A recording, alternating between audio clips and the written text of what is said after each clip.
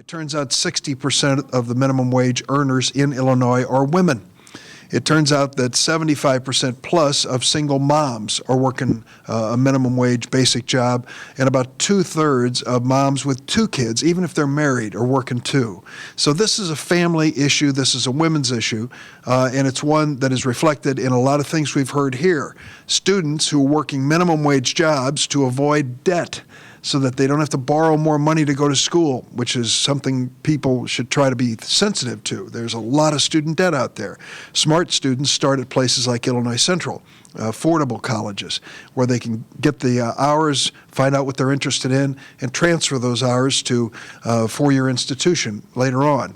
Secondly, we are concerned about the issue of child care. It's come up here. Annette mentioned it. That's something which many people overlook when they talk about the cost of living. But boy, if you have a small child, you know this is a real cost, because not only are you looking for quality child care, you're looking for affordable child care. And many times, the cost of child care is equal to or greater than a full-time minimum wage job. So this is what the real world consists of for many women who are struggling to work. Then when it comes to the workplace itself, after school or whenever you start working, we believe that women should be paid a fair wage. Lilly Ledbetter Act was signed by President Obama, the first bill he signed into law.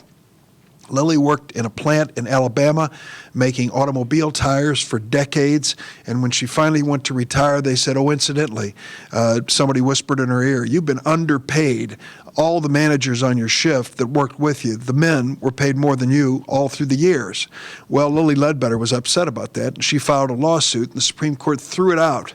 And they threw it out because they said she did not report the disparity in pay when it first occurred. She didn't know it when it first occurred. There's no way you know what your co-worker's making unless you happen to work for the government, where all of the wages are disclosed. So we ended up passing the Lilly Ledbetter Fair Pay Act to correct that Supreme Court decision.